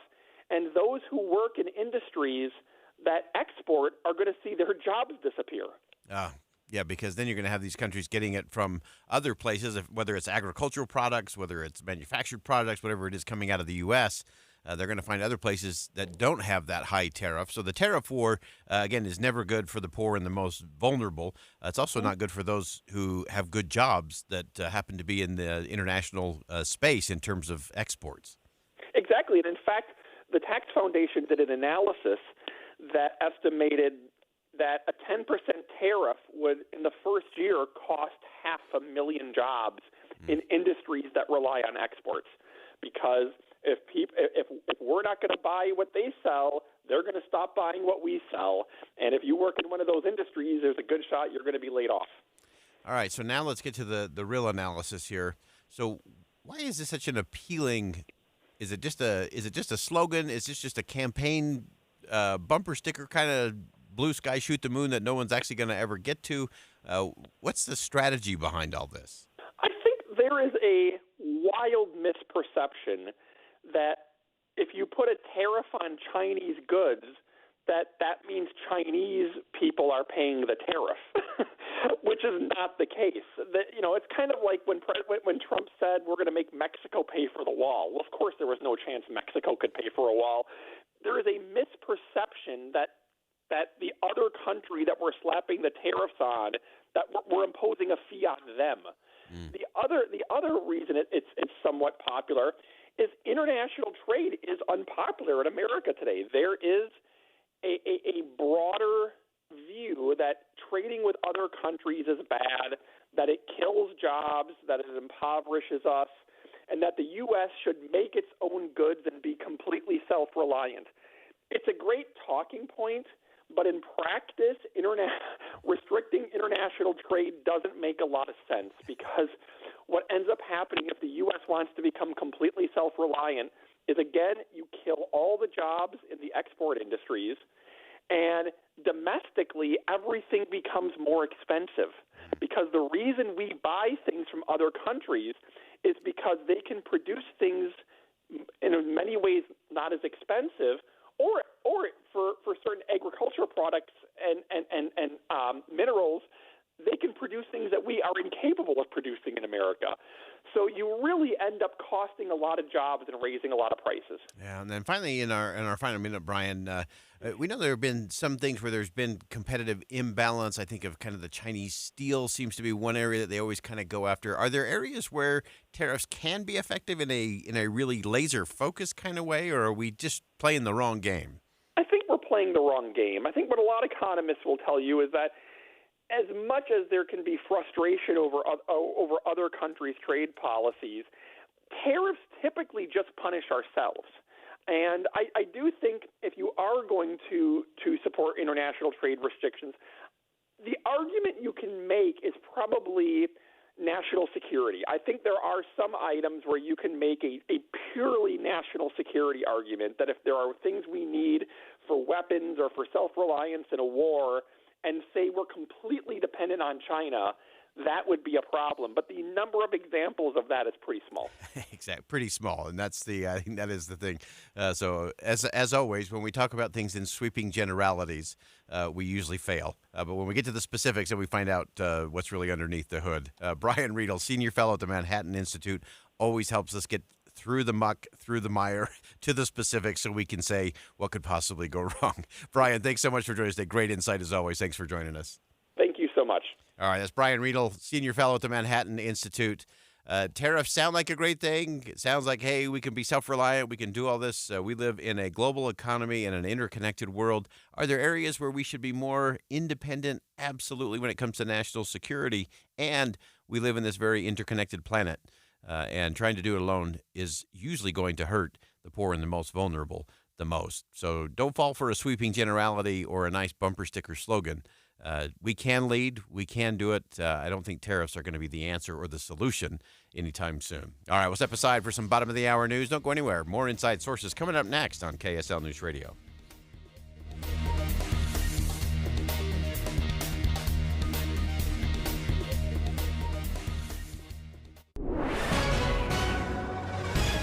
It's 2:30 at KSL News Radio. I'm Dan Bomas. KSL's top local story this hour. Firefighters shut down 39th South past 250 West this afternoon to deal with a hazardous materials situation. KSL TV's Sheriff Park tells us a 55-gallon drum of an unknown material began off-gassing. The temperature at one point reached 135 degrees. Now it's going down. Some nearby businesses were evacuated and track service was shut down while they dealt with that situation. With just a week left before Utah's primary elections, a new nonprofit is working to reassure everyone they can trust the election process. What we saw in the wake of the 2020 election, like never before, there was intense amounts of scrutiny and attention on the details of election administration. And this was something that was never before really in the public consciousness. Josh Daniels is a former Utah County clerk.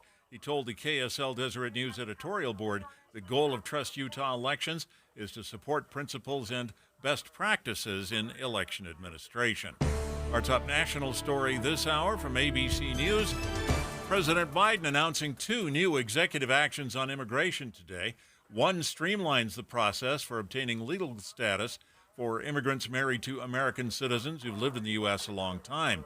He also announced a new action that will allow some undocumented immigrants, including some DACA recipients, to get employment-based non-immigrant visas more quickly.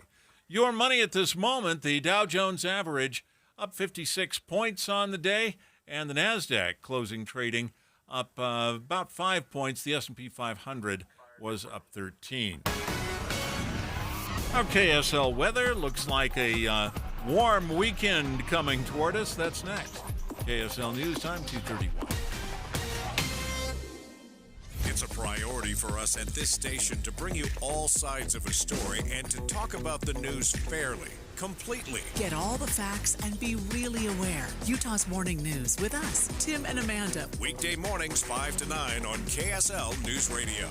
In a world where ugly siding, leaky gutters, and inefficient windows are sapping homeowners of their will to live, one company must save us all. This year, join RGS Exteriors as it embarks on a mission to eliminate outdated home exteriors, one Utah home at a time. Every plank of old, ugly siding must be replaced. Every leaky gutter must be eradicated. Every inefficient, energy-sapping window must be vanquished. Once and for all. Begin your epic remodeling quest by calling RGS Exteriors for a free estimate. Discover how a heroic team of experts will save your siding, gutters, or windows for a fair, no-nonsense price. Call RGS Exteriors at 801-280-3110 or journey online to rgsexteriors.com. RGS Exteriors, coming soon to a home near you. You might not believe this, but 11 of Utah's 16 presidential disasters involved flooding. That's because heavy rain brings dangerous flash flooding to many areas not designed to handle a large amount of water in a short period of time. Fact is, 6 inches of fast-moving water can knock a person down, and 2 feet of fast-moving water can float a vehicle away. That's why Utah Flood Hazards asks you to prepare now to get flood insurance before it's too late to protect the life you've built. When you're aware of a flood watch, stay tuned to media for information and know before you go. If a flash flood should occur, move to high ground immediately. Remember, 11 of Utah's 16 presidential disasters involved flooding. So the cost of flood insurance is a drop in the bucket compared to the cost of flood damage. Check your coverage today and protect the life you've built with the right flood insurance. Visit floodsmart.gov and get details. Floodsmart.gov. At the UPS store, we know being a small business owner means holiday time is still go time. Still get those orders shipped time.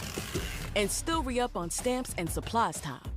That's why this upcoming holiday, while others close up shop, we'll be open and happy to help you keep being unstoppable.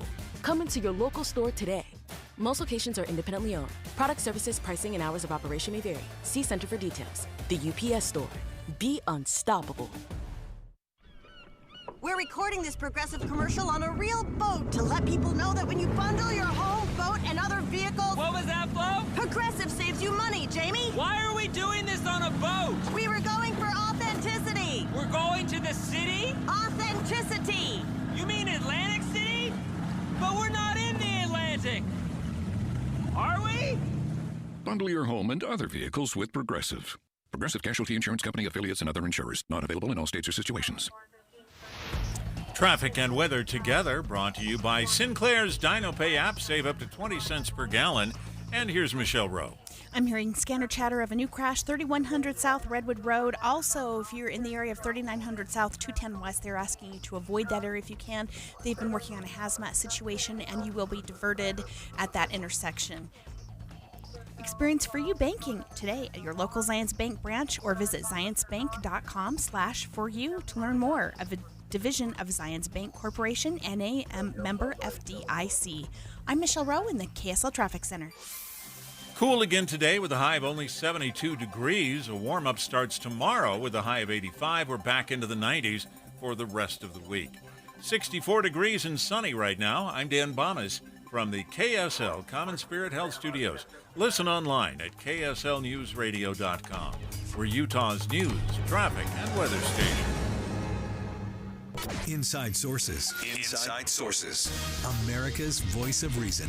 Boyd Matheson. On Utah's home for elevated conversation. Inside Sources on KSL News Radio. Well, it's the rematch we all saw coming between the current president and the former president. And amazingly, it doesn't seem like anyone in the country is all too jazzed or excited about a rematch of former and current president. And so the question then becomes, what do you do if you don't like either of those options? And where does that actually put you politically? That's a good question, especially if you're active politically? Where does it put you? And we've explored a lot of different things in terms of left and right and conservative and liberal. We've looked at things in terms of minority communities and how they've become not these monolithic groups. But now we want to look in the faith space, some interesting new research coming out in terms of those who feel very homeless in the current political climate. And joining us to break all of that down, Samuel Benson, of course, is the national political correspondent for the Deseret News. He covers the 2024 presidential election. And Samuel, welcome back to the show. Thanks for having me, Ward. So break this down for us in terms of some of the new politically homeless. And I think one of the really interesting things that jumped out to me, particularly as it related to members of the Church of Jesus Christ of Latter-day Saints, is that they are actively engaged in the political world and feeling very disconnected from both of the political parties. Certainly. The data you're referencing here is from the American Enterprise Institute. Their Center on the Study of American Life just came out with new data, a big survey of over 6,000 American adults. And in that survey, we have about 100 members of the Church of Jesus Christ of Latter-day Saints, which is a very small sample size, admittedly, but it's a lot bigger than other national polls that only have perhaps 1,000 people total. So we get a decent look at how Latter-day Saints are feeling about the 2024 election and how they're feeling about American politics in general. The biggest takeaway from me, Boyd, is exactly what you just said. American Latter-day Saints, although they've been a staunchly Republican group for the last 6 decades, are starting to feel politically homeless. Of all the religious groups surveyed, that includes evangelical Protestants, mainline Protestants, other Christian groups, Jews, and other non-Christian religions, Latter-day Saints are the most likely to say that neither party represents their political views. That's a huge deviation from what we've seen in terms of voting patterns of Latter-day Saints in the past several decades. Yeah, one of the things you noted in your piece at Deseret.com that I thought was really interesting to think through, and that is as we look at what will be a very tight and very close election, will come down to a handful of states. And two of those states, Arizona and Nevada, right here on our borders, could play a role. Dig into that a little for us. It's interesting to look at 2020 and 2016 in both of those states, but perhaps 2020 is the better example because it was Biden versus Trump. Biden won both of those states, but by very small margins. In Nevada, where the population of Latter-day Saints is over 100,000, he only won by about 30,000 votes. In Arizona, where the population of Latter-day Saints is over 400,000, he won by just about 10,000 votes. So you have significant populations of members of the church and tiny margins in 2020. Now, polls this early in 2024 showed Trump with a bigger lead than either of those margins, but it's very possible that those two states be kind of razor thin again. And because they're battleground states, Latter-day Saints could play an outsized role in deciding who the next president is.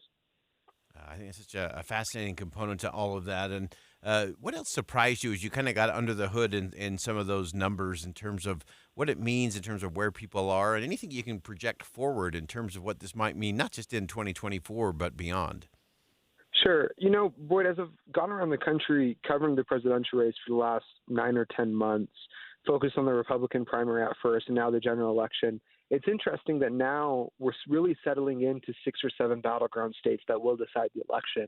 Arizona and Nevada, you mentioned, the two closest. So as I've spent a lot of time there, and especially with Latter-day Saint voters, I'm hearing the same thing over and over. A lot of people who have been Republican, identified as conservative for a long time, feel abandoned by the current Republican Party under Trump, but don't feel like the policies of the Democratic Party represent their views either. And then when you get into some of the kind of the moral or character issues, they feel even more abandoned by the Republican Party. Another question on that survey that AEI did ask, do you think it's appropriate for a leader to break the rules to fix the country? And Latter-day Saints, again, were the most likely to say, no, we don't think that's appropriate. And of course, now Trump is a convicted criminal. You know, he faces criminal charges in other cases and been convicted in one of them. And so they, on that front, feel like it's not appropriate for them to support him, perhaps. But then they also have policy issues with Biden. What it comes down to, Boyd, though, is interesting. One of the questions they asked is simply a head-to-head. If it was Trump versus Biden, who would you vote for? And Latter-day Saints still overwhelmingly support Trump, support the Republican, but it's less than 50%. And that's very notable. It's been a long time since a Republican candidate has gained less than a majority of Latter-day Saints. Yeah, that's so fascinating. And I think the idea of having a strong man or a strong woman in the White House who will break rules just for what they think is the right thing to do, that is such an interesting thing across faith tradition, but it's also interesting in terms of some of the political elite in our nation's capital, where there's kind of another divide there in terms of those who say, well, yeah, we just need to do the right thing regardless of what the American people want because it's the right thing. And so that becomes an interesting argument all the way around. As you look at the steps forward, as you continue your pursuit there on the road, as you follow this going into the fall, anything else you're keeping your eye on or things that we should be watching for as we kind of get through? Obviously, we'll have a big debate next week between the two head-to-head. That will probably frame a few conversations. What else are you watching for in the days ahead? Well, we just got polling back from a Deseret News Hinckley Institute poll for the month of June, and we asked voters to rank the top issues that they care about when it comes to the presidential election. The economy and immigration were the top two issues.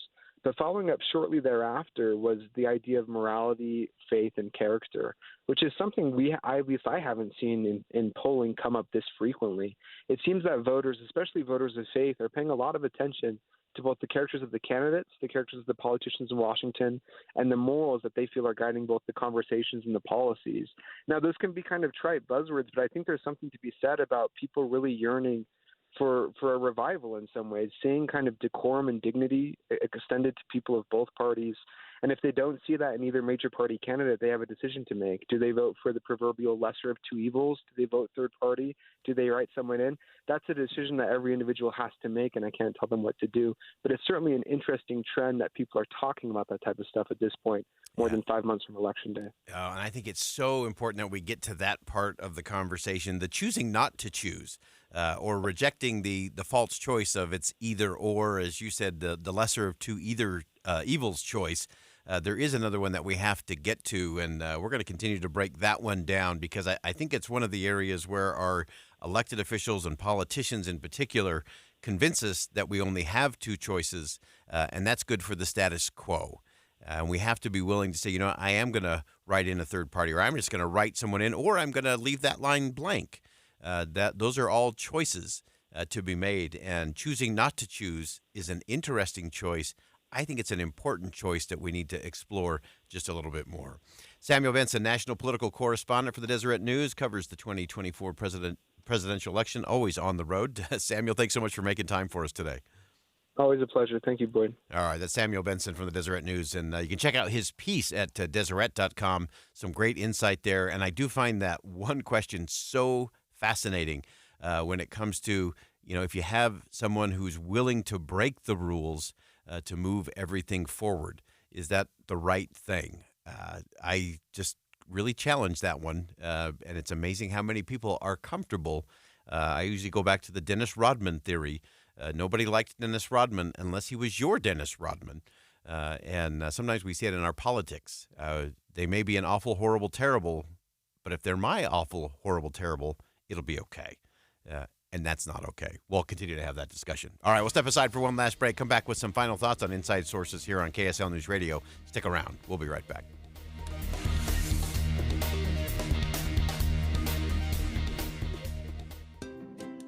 Spring is a great time to elevate the look of your home and landscape by adding beautiful flowers to the yard and patio. And pros and hobbyists alike know that the best flowers are grown by Olson's Greenhouse, right here in the mountain valleys of Utah. This is Brian with Olson's Greenhouse, and my family has been growing flowers with love and care for over 80 years. That's 4 generations of a local, family-run Utah business. So whether you're looking to add a pop of color to the back patio or a beautiful flower bed to the front landscape, flowers from Olson's Greenhouse are the perfect finishing touch to make your yard a joy to relax in. Stop by ogg.com or find us on Instagram at Olson's Greenhouse Gardens, where you'll find inspiring photos to get you going on your flower gardening journey. You can also find a local retailer carrying plants from Olson's Greenhouse. That's ogg.com for Olson's Greenhouse Gardens, where you can dream big, dream bold, and dream in color with beautiful plants and flowers from Olson's Greenhouse. This week's movie show brought to you by Sound Sleep Medical. Get a free sleep screening and a free sleep consultation by tuning in on Friday morning. Sound Sleep Medical with 7 locations in Utah. Stirring fiber, exercising, frequent trips to the store for more laxatives and fiber. Sounds like your constipation with belly pain is a lot to manage. But if your symptoms that keep coming back are signs of irritable bowel syndrome with constipation or IBS-C, ask your doctor how Linzess can help you get ahead of it. Linzess linaclotide is a prescription medicine that treats IBS-C in adults. It's not a laxative. It's a once-daily pill that helps you get ahead of your symptoms. It's proven to help you have more frequent and complete bowel movements and helps relieve overall abdominal symptoms, belly pain, discomfort, and bloating. These symptoms were studied in combination, not individually. Do not give Linzess to children less than 2. It may harm them. Do not take Linzess if you have a bowel blockage. Get immediate help if you develop unusual or severe stomach pain, especially with bloody or black stools. The most common side effect is diarrhea, sometimes severe. If it's severe, stop taking Linzess and call your doctor right away. Other side effects include gas, stomach area pain, and swelling. Learn more at linzess.com or call 1-800-LINZESS. Hey, have you saved more than $200,000 in an IRA or 401k? You may not realize it now, but you've got a big problem on your hands. And that problem is taxes. Because if you don't take advantage of some tax planning strategies now, Uncle Sam could take a big chunk of your hard-earned retirement savings. Learn how you could reduce the taxes on your IRA and 401k with a free retirement tax savings analysis. It's from Boss Retirement Solutions. If you've saved more than $200,000, schedule your free tax strategy session now by calling 801-896-9622. Discover the tax planning strategies that could dramatically reduce your taxes in retirement. Call 801-896-9622. That's 801-896-9622. Advisory services offered through Boss Retirement Advisors, an SEC-registered investment advisory firm. Insurance products and services offered through Boss Retirement Solutions. He once left a penny in the dish next to a cash register just to see what it felt like to be a big spender. Even his piggy bank earns interest. He avoids wishing wells, unless it's his well. He's Republican John Dougal, the most frugal man in the world. I'm John Dougal, candidate for Congress. The cost of providing for your family is skyrocketing, all while Washington wastes billions. It's clearly time for a change. Vote frugal. Vote John Dougal. I approve this message. Paid for by friends to elect Frugal Dougal. Attention homeowners considering roof replacement in 2024. Light up your home this June with Master Roofing. Schedule your roof replacement by the end of June and receive a free VLUX sun tunnel valued at $1,200. Perfect for brightening your bathrooms and hallways. Don't miss out. Visit masterroofingutah.com to schedule your free assessment and claim your free VLUX sun tunnel. Call 801-383-0072 or visit masterroofingutah.com today. Light up your home with Master Roofing. Jeff Kaplan. I'm energized by breaking news. First of all, because it's right now, and second of all, because in many cases the audience needs to know. There's no more important service that we can provide, and I find it critically important to get more details to the audience as quickly as possible. There's nothing more energizing than that for me. Not at all. The most important thing we do is breaking news. I am gratified that so many people listen to me every afternoon on KSL, but what they don't know is that there are so many people behind the scenes making it happen, checking on the traffic, answering the phones, making the calls, talking to the newsmakers. They're out in the street, into the field to get the raw information, and then putting it all together so that I can sit in front of a microphone and be a source of information every afternoon. But there are so many people who make it happen. That's what you don't know. Ride Home with Jeff Kaplan, weekdays 3 to 7 on KSL News Radio. Victor deployed for the first time to Afghanistan in 2003. At 4 in the morning, my phone rang. They said, "I regret to inform you that your husband was wounded in action." Victor sustained a moderate traumatic brain injury. I was doing school full-time, and I was also then caring for Victor. One of the most important elements of caregiving is taking care of yourself. I just didn't want to forget that I also had goals and that I also had a life. What I did is I challenged Victor to meet me halfway. There are almost 6 million military and veteran caregivers across the nation. We have our own journey, and we can fulfill that journey at the same time that we are helping our loved one. Visit aarp.org/caregiving for a free military veterans guide to navigate your caregiving journey and better care for your loved one and yourself. Brought to you by AARP and the Ad Council. 911, what's your emergency? Someone on the other line said they kidnapped my son. On September 12, 1995, McKay Everett disappeared from his home in Conroe, Texas. There was no sign of forced entry. It was just as if McKay had walked out of his own free will. And to this day, McKay's mother, Paulette, feels that justice was never truly served. Ransom is available now. Listen at ransompodcast.com or wherever you get your podcasts. With the three things you need to know this hour, I'm Dan Bomas. First, firefighters had to shut down 39th South past 210 West this afternoon because of a hazardous materials situation. Second, one of the executive actions announced by President Biden today will help families where one spouse is a U.S. citizen, the other an undocumented immigrant who's been in the U.S. a long time. And third, the Utah Taxpayers Association says some recreation centers on the Wasatch Front are losing millions. 64 degrees and sunny in Salt Lake City. Back to Inside Sources on KSL News Radio. Hear elevated conversation on crucial issues. Boyd Matheson on Inside Sources. We spent a lot of time on this program talking about the fact that so many American teens not only use some form of social media, but how many of them have become addicted and how that has impacted bigger mental health issues and a mental health crisis in the nation amongst our young people. And so we're going to break down just a little bit the announcement coming out from U.S. Surgeon General Vivek Murthy, who wants Congress to require warning labels on social media platforms. And while that can be a piece of the puzzle, I want to know, is that all the puzzle we're getting out of this? What else is there? What more solutions do we need to explore? So let's start with the Surgeon General. Vivek Murthy again explained why he's pushing for a warning label on social media platforms. Not only have companies not demonstrated that their platforms are safe for kids, but there's growing evidence of harm. It shows us, in fact, that when adolescents spend more than 3 hours a day on social media, we're seeing an association with a doubling of risk of anxiety and depression symptoms. And the average amount of use per day among adolescents is nearly 5 hours.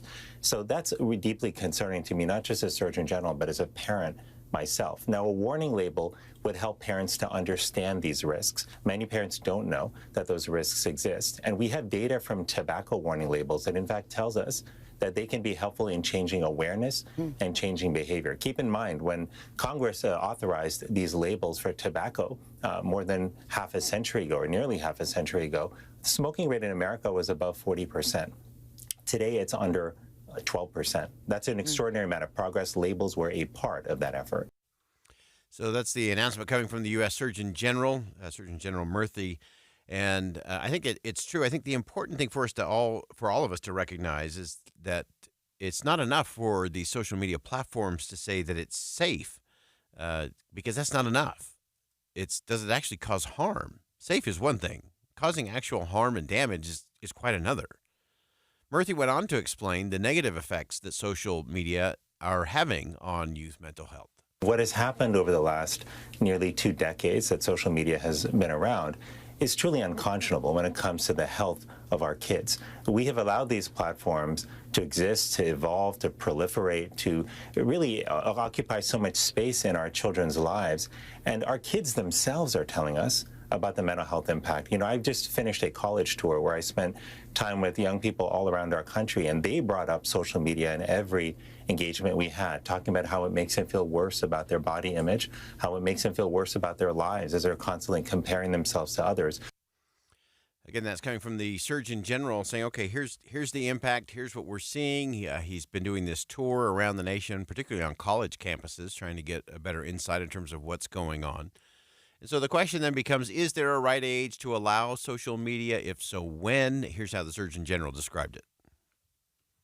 Here's how we're approaching it for our kids. My kids are young, and we're starting to have these discussions actually among parents in our school as well. But I would delay the use of social media for kids until at least after middle school. I would also, if your children are on social media, I would create tech-free zones in their day to protect sleep in-person interaction and physical activity. That could look like not allowing technology at the dinner table when you're eating together. It could look like taking technology away 1 hour before bedtime and then giving it back to kids in the morning. But we need to do this. It's not easy. And trust me, I know this because many parents can come up to me and say, look, my child is saying to me that they're the only one not on social media and they don't want to be left out and they want an account. Well, this is why as parents, we need to start talking about this more openly, partnering with each other and helping one another. Because when we make pacts to actually enforce these kind of rules together, it's easier. And right now, too many parents are struggling alone, feeling ashamed, feeling like they're failing as parents, and not realizing that all of us are struggling with the same questions. All right, so as we look at this, and again, we've covered this a lot. We've dug into this in a lot of different angles and a lot of different ways. There's a lot of different voices out there. And I think everyone is coming to the same conclusion in terms of the negative impact, the harm that is clearly being caused on our young people.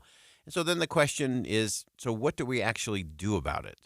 And while I applaud the Surgeon General for saying, hey, we do need a warning, mostly for parents to understand what is actually going on and the potential harms to their children, that's an important thing. But after all that we have done and the millions of dollars that have been spent and the countless hours of experts convening and coming together, is the best we can do a pop-up warning? It seems to me that that is just a little bit short of what we should be able to come up with. Now, I do recognize that the ultimate answer is good parenting and engaged parenting. And yes, you may even be called the bad parent for good parenting. And that's actually a badge of honor. If you're being called the bad parent, it's probably because you're being the one good parent. And so take a little bit of courage in that. But to me, there's got to be more to this process than just slapping a label on it. Now, he did mention that kind of comparing it to the labels that are on tobacco products. And yes, you can say that there are fewer smokers and fewer people using tobacco products today than there were 50 years ago, but it was 50 years ago. And what the impact of the labeling has been, I remember living in Australia. On the cigarettes in Australia, it says using this product will kill you. And they have pictures of, lungs and heart disease and all of those things right on the packaging. And 50 years down the road, maybe there's some impact. I don't think we have that kind of time to deal with this issue for today's young people. I think if we just superficially go at this, it is not going to be enough. It is going to take a lot of very active, very focused, very engaged parents who are willing to be called the bad parent in order to be the good parent. More importantly, it's going to be about the right kinds of conversations with our kids. It's going to be about creating the right environment in our schools and classrooms so that we can give them the best chance, not just to avoid harm, but to really be healthy and to have that mental capacity and that mental strength to deal with the challenges of the day. All right, that wraps that up for us on Inside Sources today here on KSL News Radio. I'm Boyd Matheson. Thanks for joining us today. And as always, as you go out into the world, make sure you see something that inspires, say something that uplifts, and do something that makes a difference.